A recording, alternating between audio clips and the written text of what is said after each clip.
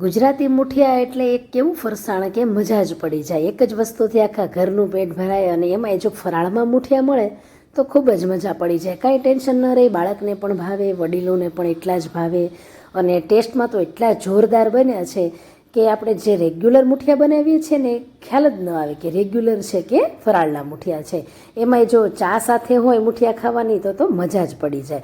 અને આ મુઠિયા એટલા સરસ સોફ્ટ બને છે કે બિલકુલ આપણે તેમાં સોડાનો ઉપયોગ નથી કર્યો. ચલો જોઈએ આ ફરાળી મુઠિયાની રેસીપી. તો અહીં ફરાળમાં ખવાતો મોરૈયો મેં 3-4 કપ જેટલો લીધો છે, એટલે કે પોણા કપ જેટલો લીધો છે.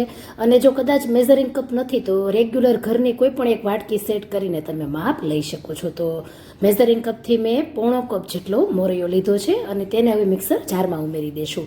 અને આ મોરૈયાને હવે આપણે પાવડર કરી લેવાનો છે. તો જુઓ, મેં તેને ગ્રાઇન્ડ કરીને સરસ એવો ફાઇન પાવડર બનાવી લીધો છે. બને એટલો ઝીણો પાવડર બનાવવાનો છે, મોટી કળી ન રહે એનું ધ્યાન રાખીશું. પછી એક વાસણમાં ઉમેરી દઈશું. ત્યાર પછી અહીં મેં જુઓ 3-4 કપ એટલે કે પોણા કપ જેટલા શેકેલા શિંગદાણા લીધા છે, એના પતરા કાઢીને ઉપયોગમાં લીધા છે. ત્યાર પછી તેને જો આ રીતે મેં કણીવાળું સેજ દળ્યું છે. ત્યાર પછી હવે એક દૂધી લીધી છે જે 250 ગ્રામ જેટલી છે.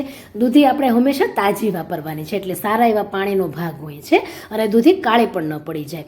ત્યાર પછી તેની છાલ કાઢી લેવાની છે અને છાલ નીકળી જાય ને ત્યાર પછી આપણે જે રેગ્યુલર ઘરની ખમણી હોય ને તેનાથી જ ખમણી લેવાનું છે. તો આખી દૂધી ખમણાઈ ગઈ છે. જો હવે તમારા ઘરમાં કોઈ એક જ વ્યક્તિ રહ્યું હોય ને કોઈ પણ વ્રત ઉપવાસ, તો તમે અડધી દૂધીનો પણ ઉપયોગ કરી શકો છો. ને આ દૂધી કાળી ન પડે ને એ પહેલાં જો આપણે મેઝરિંગ કપમાં ભરી લીધી છે, એટલે આસાનીથી ખબર પડે કે દૂધી કેટલી મેં ઉપયોગમાં લીધી છે. 1 કપ જેટલી દૂધી થઈ છે. ત્યાર પછી આપણે 1 ચમચી જેટલું સિંધા લૂણ મીઠું ઉમેરશું. અહીં ફરાળનું મીઠું છે તે. ત્યાર પછી જો ઘરમાં ખવાતી હોય, ફરાળમાં ઉપયોગમાં લેવાતી હોય તો જ હળદર પાવડરનો ઉપયોગ કરવાનો છે. 1/4 ટીસ્પૂન હળદર પાવડર વાપર્યું છે અને 1 ચમચી તીખું લીલું મરચું આપણે વાપર્યું છે. અને ત્યાર પછી 1 ટુકડો આદુનો હું ખમણીને ઉમેરું છું. ઘણાના ઘરમાં લીલું મરચું, જીરું કે પછી હળદર પાવડર કંઈ પણ ઉપયોગમાં નથી લેવાતા, તો એ પ્રમાણે ઉપયોગમાં લેવાનું છે. 1 ચમચી જેટલું ઘી લીધું છે. જો ઘી નથી વાપરવું તો પછી અહીં શીંગ તેલ છે, સૂર્યમુખીનું તેલ તમે 3 ચમચી જેટલું ઉપયોગમાં લઈ શકો છો. મેં અત્યારે ઘી વાપર્યું છે. ત્યાર પછી જુઓ, મિક્સ કર્યા પહેલાં જ આપણે કડાઈમાં પાણી ગરમ થવા માટે મૂકી દેવાનું છે. તો અહીં મેં 3 ગ્લાસ જેટલું પાણી મૂક્યું છે, મોટા 3 ગ્લાસ પ્રમાણે. અને ત્યાર પછી અહીં કાણાવાળી પ્લેટ ઉપર મૂકી દીધી છે અને અડધી ચમચી જેટલું તેલ ઉમેર્યું છે ઉપર. અને આ રીતે પ્લેટને ગ્રીસ કરી લેવાની છે, એટલે જ્યારે તમે મુઠિયાને સ્ટીમ કરો છો ને ત્યારે તે ચોટતા નથી. અને જો હવે ઢાંકીને ધીમા ગેસ પર ગરમ થવા માટે મૂકીએ. હવે 1 કપ રાજગરાનો લોટ લીધો છે. હવે આપણે અડધો જ પહેલાં આપણે લોટ ઉમેરીએ અને જેમ જેમ મિક્સ કરતા જશું ને એમ આપણને ખ્યાલ આવશે કે લોટ કેટલો જોશે. હવે દૂધીમાં કેટલું પાણી રહેલું છે ને એ પ્રમાણે લોટ જાતો હોય છે. તો મિક્સ કરી લેવાનું છે. આ રીતે ધીમે ધીમે મિક્સ કરતા જઈએ. ઘણીવાર એવું થાય કે જો લોટ આપણે ઘટી પડે તો પછી તમારે તેને વધારે પણ ઉમેરી શકાય છે. દૂધીમાં કેટલું પાણી છે એ પ્રમાણે હંમેશા રાજગરાનો લોટ જાતો હોય છે. તો વાસી દૂધી હોય તો પછી પાણી એમાં ઓછું હોય છે અને તાજી દૂધી હોય તો રસરસતી દૂધી હોય છે. ત્યાર પછી જો આવો સેમી સોફ્ટ રાખવાનો છે, એકદમ ટાઈટ નહીં કરી નાખવાનો કે જેવો આપણે રોટલીનો લોટ બાંધીએ કે ભાખરીનો બાંધીએ. તો 1 કપ જેટલો મારે અહીં રાજગરાના લોટની જરૂર પડી છે. કદાચ તમારે 1/4 કપ જેટલો પણ જોઈએ અથવા 1/2 કપ પણ જોઈએ. દૂધીમાં પાણી કેટલું છે એ પ્રમાણે લોટનો ઉપયોગ કરવાનો છે. ત્યાર પછી મેં અહીંયા હાથ છે ને તેલવાળા કરી લીધા છે અને હવે લોટ છે આપણે બાંધેલો તેનો થોડોક ભાગ હાથમાં લઈને આ રીતે મુઠિયું બનાવવાનું છે. તમે ગોળ ટિક્કી જેવો શેપ પણ આપી શકો છો, આ રીતે મુઠિયાનો શેપ પણ આપી શકો છો. જો આ રીતે મેં થોડુંક જાડું રાખ્યું છે અને થોડુંક મોટું પણ બનાવ્યું છે. તમને ફાવે એ પ્રમાણે તમારે બનાવવાનું રહેશે. ત્યાર પછી જે કાણાવાળી પ્લેટ હોય છે આપણે જેને ગ્રીસ કરી રાખી હતી તેની પર જો ગોઠવી દીધા છે અને વચ્ચે જગ્યા રાખવાની, જેથી પાણીની વરાળ આસાનીથી બધા જ મુઠિયા પર લાગી શકે અને પાસ થઈ શકે. ઢાંકી દઈએ અને ત્યાર પછી અહીં જુઓ, મેં એને 18 થી 20 મિનિટ માટે સ્ટીમ કરવા માટે ફાસ્ટ ફ્લેમ પર રાખી દીધા છે. તો 20 મિનિટ થઈને ત્યાં તો મુઠિયા જુઓ તમે કેટલા મોટા થઈ ગયા છે. અને ચપ્પુથી તમે ચેક કરો એટલે એકદમ સરસ ચપ્પુ છે, ક્લીન આવે છે, એટલે મુઠિયા સરસ બફાઈ ગયા છે. હવે છે ને ભૂલ શું કરીએ છીએ કે ગરમા ગરમ મુઠિયા છે ને આપણે આ રીતે સરસ રીતે તેને ઉખડવા લાગીએ છીએ અને ટુકડા કરવા લાગીએ છીએ. પરંતુ એવું કરીએ એટલે તેને ભૂકો થતા જતા હોય છે. અને જુઓ, આપણે તેલ લગાવ્યું તો પ્લેટ કેવી છે, એકદમ સરસ ક્લીન છે, સેજે ચોટ્યા નથી ને.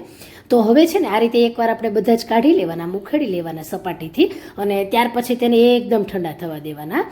અને ઠંડા થઈ જાય ને ત્યાર પછી કટ કરવાના છે. જો આ રીતે ઠંડા થઈ જાય પછી કટ કરો એટલે તમે એનો શેપ તમે જુઓ, પેલા મુઠિયાનો સેજે ભૂકોય નહીં થાય અને એમનેમ જ એવો ને એવો શેપ જળવાઈ રહેશે. તો રેગ્યુલર મુઠિયા કરો ને તો એને પણ આમ જ કરવાનું, એટલે તેનો શેપ સરસ આવે ને ભૂકો ઓછો થાય. અને જુઓ તોડીએ એટલે કેટલા સરસ સોફ્ટ રીતે તૂટે છે, એકદમ પોચી રીતે તૂટી જાય છે. તો મોરૈયો છે એ પાણી વધારે શોષતો હોય છે, એટલે સોડાની જરૂર નહીં પડે અને પોચા થશે. કડાઈમાં 2 મોટા ટેબલસ્પૂન પ્રમાણે તેલ ગરમ કરી 3 ચમચી જેટલા સફેદ તલ ઉમેરીએ. જો તલ ફરાળમાં નથી ખાતા તો સ્કીપ કરી દેવાના. અડધી ચમચી જેટલું જીરું ઉમેરીએ અને 2 મોટા મરચાં મેં આ રીતે લાંબી રીતે કટ કર્યા છે તેને પણ ઉમેરી દઈએ. અને વઘાર સમયે ગેસની ફ્લેમ ધીમી રાખવાની છે અને 10 થી 12 મીઠા લીમડાના પાન ઉમેરી દઈશું.